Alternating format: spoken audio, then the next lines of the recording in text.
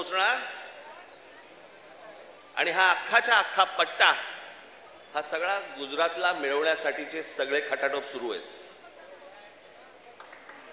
हे आज नाही, हे पूर्वीपासून सुरू आहेत.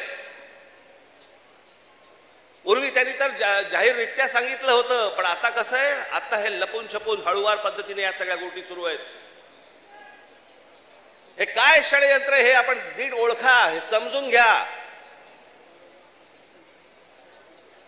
हा सहज आलेला माज नाही.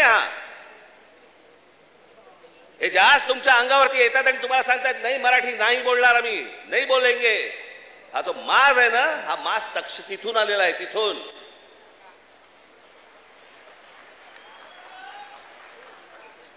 आज तुमच्याकडे काही लंब चौडं भाषण करण्यासाठी नाही आलो. मी खरं तर आज शाखेच्या उद्घाटनाला आलो होतो. मला अविनाशने मला सांगितलं की साहेब तिकडे येणारच आहात तर एक छोटी सभा आपण घेऊन टाकू. पण मला तुम्हाला जे सांगायचंय ते हे सांगायचंय की तुम्ही सतर्क असले पाहिजेत. आज काहीतरी प्रकरण उसळलं आणि आज काहीतरी उघडलं म्हणून आज आम्ही जागे व्हायचं, उद्या त्याच्यानंतर आम्ही झोपून जायचं आणि मग बाकीचं सगळं पोखरलं जातंय. भुसभुशीत जमीन असते ना, घुशी तिकडे होतात, खडकामध्ये घुशी नाही होत. तुम्ही खडकासारखे टणक असले पाहिजेत. महाराष्ट्राची तुम्ही भक्कमपणे बाजू उभी केली पाहिजेत. महाराष्ट्र काय हा तुम्ही समजून घेतला पाहिजेत. मी जे सतत तुम्हाला जे सांगत असतो ना, 1400 वर्ष राज्य केलेला हा महाराष्ट्र या प्रांतावरती.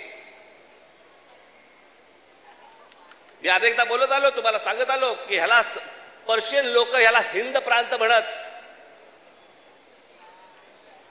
छत्रपती शिवाजी महाराजांची घोषणा पण काय होती,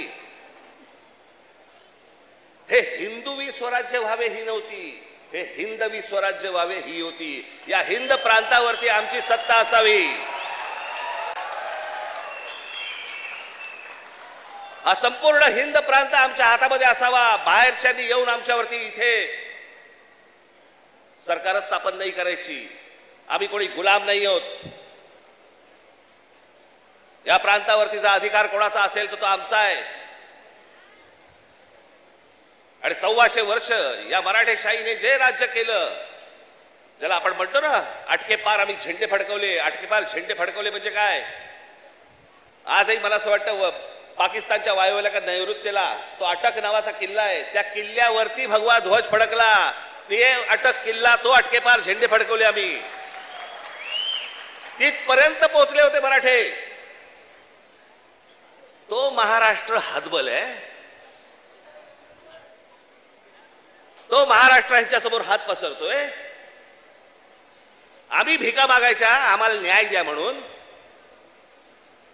तुम्ही या महाराष्ट्राचे राजे, तुम्ही या महाराष्ट्राचे मालक.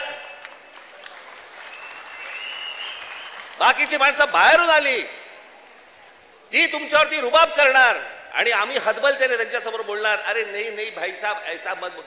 का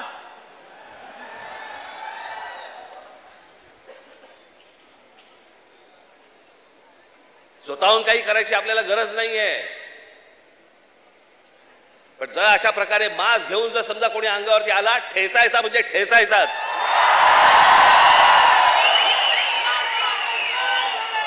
त्या दिवशी तो कोणतरी भारतीय जनता पक्षाचा एक खासदार, कोणतरी दुबे नावाचा, कसा काय बोलला, मराठी लोगों को हम यहां पे पटक पटक के मारेंगे. झाली का हो केस त्याच्यावरती? हिंदी चॅनल वाल्यांनी दाखवलं का, पुढे चालवलं का? काही नाही. बघा कसं असतात, कसे असतात ते बघा. तू आम्हाला पटक पटक के मारणार दुबे? दुबेलाच मी सांगतो, दुबे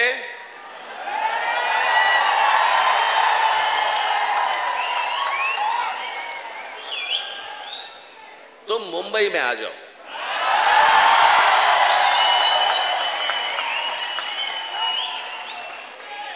मुंबई के समुंदर में डूबे डूबे कर मारेंगे.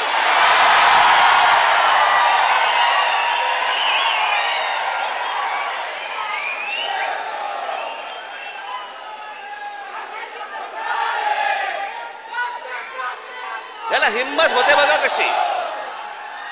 तुम्ही जर काही बोललात तर त्याची राष्ट्रीय बातमी होते. तुम्ही जर कुठची अमराठी माणसाबद्दल काही गोष्ट बोललात ती राष्ट्रीय बातमी. पण हे ज्यावेळेला बोलतात त्यावेळेला त्यांना माहिती असतं सरकार आमच्या मागे आहे.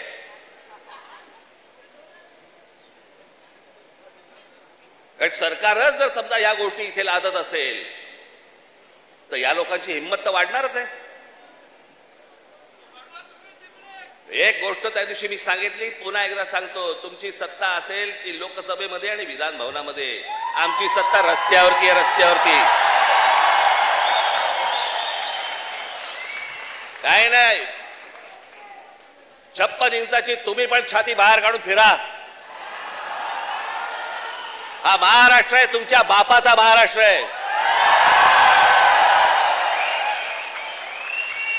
परत कोणी जर महाराष्ट्रामध्ये वेडं वाकडं वागायचा प्रयत्न केला, माझा महाराष्ट्र सैनिक त्याचा गाल आणि त्याचा हात या सगळ्या गोष्टींची युती झाल्याशिवाय राहणार नाही.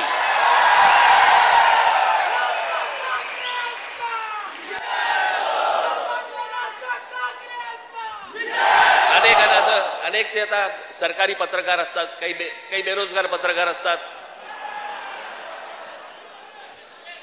आणि मग ते बेरोजगार पत्रकार कुठच्या युट्यूब चॅनल बिनलवरती जातात आणि म्हणतात की तुम्हाला माहिती आहे की नाही, ही फडणवीसांनी लिहिलेली स्क्रिप्ट आहे. हा कोणता स्क्रिप्ट रायटर आहे मला अजूनपर्यंत कळलेला नाही जो स्वतःचा अपमान पण त्याच्यामध्ये लिहितो. ज्याला हे सगळं मागे घ्यावं लागलं, सगळ्यांकडनं दबाव आल्यानंतर मी हे दोन्ही GR मागे घेत आहे, हे स्क्रिप्ट रायटर लिहू शकतो. पण हे काय चालू आहे, हे तुमच्या मनात काहीतरी विष घालवणं सुरू आहे की हे बघा हे आतून सगळे एक येतं, बघा हे सगळं असं सगळं सुरू आहे. कशाचाही संबंध नाही आहे. कोणाशी माझी मैत्री असो, दुश्मनी असो, काहीही असो, एक गोष्ट निश्चित सांगतो, महाराष्ट्राच्या बाबतीत, मराठी माणसाच्या बाबतीत आणि मराठी भाषेच्या बाबतीत राज ठाकरे कोणाशी तडजोड करणार नाही. याच्या आधीही केली नाही, आत्ताही केली नाही आणि पुढेही करणार नाही. मला असं वाटतं तुम्ही देखील त्याच पद्धतीने महाराष्ट्रामध्ये राहिलं पाहिजे, जगलं पाहिजे, वावरलं पाहिजे. आणि जे कोणी इथे राहत असतील मराठी लोक, मी त्यांची माझ्या एका मित्राचा दाखला दिला होता, बाकीच्यांनी देखील लवकरात लवकर मराठी शिकण्याचा आपण प्रयत्न करावा. आम्ही तुमच्याशी मराठीत बोलू. माझी तुम्हाला सर्वांना तुम्हाला सांगणं आहे, ज्या ज्या ठिकाणी जाल, दुकानात गेलात, बसमध्ये गेलात, ट्रेनमध्ये गेलात, टॅक्सीत बसलात, कुठेही गेलात, जास्तीत जास्त प्रमाणात म्हणण्यापेक्षा कायमस्वरूपी तुम्ही समोरच्याशी मराठीमध्येच बोला, त्याला मराठीत बोलायला भाग पाडा. अहो आता माझ्याकडे कर्नाटकातला व्हिडिओ आलाय. कर्नाटकामधले तो माणूस तिकडे त्या रिक्षावाल्यांना हाकलून देतोय. बातम्या नाही होणार, कारण त्यांचे सत्ताधारी, त्यांची सरकार त्यांच्या जनतेच्या, त्यांच्या लोकांच्या खंबीरपणे पाठीशी उभे असतात. वरती कोणी येऊ अगर न येऊ, हे महाराष्ट्रच फक्त भोगत आला आणि महाराष्ट्रच फक्त भोगतोय. त्याला काय वागायचं त्यांचं त्यांनी वागावं. पण मला तुम्हाला फक्त एवढंच सांगायचंय की तुम्ही खंबीर राहा, तुम्ही कडवट राहा. जर तुम्ही घट्ट असाल, तुम्ही जे खडकासारखे टणक असाल, कोणी आतमध्ये शिरायचा प्रयत्न करणार नाही. आजूबाजूला कोण येतंय, कोण राहतंय, कोण काय करतंय याच्यावरती सतर्कतेने तुमचं लक्ष असलं पाहिजे. एवढीच फक्त आज विनंती करण्यासाठी म्हणून मी आज आपल्यासमोर इथे आलो. आपण सगळेजण इतक्या मोठ्या संख्येने आलात, आपल्याला सर्वांना धन्यवाद देतो आणि फक्त एवढंच जाताना सांगेन, सतर्क राहा, सतर्क राहा, सतर्क राहा. धन्यवाद. जय हिंद, जय महाराष्ट्र.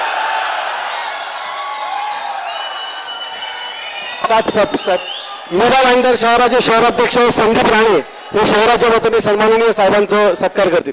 संदीप पटकन.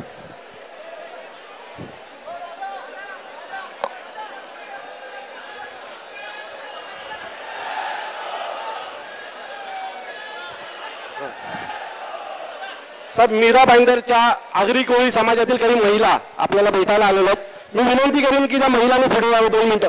त्या मीरा भाईंदरच्या आगरी कोळी समाजाच्या महिला आल्या त्या त्यांनी पुढे यावं.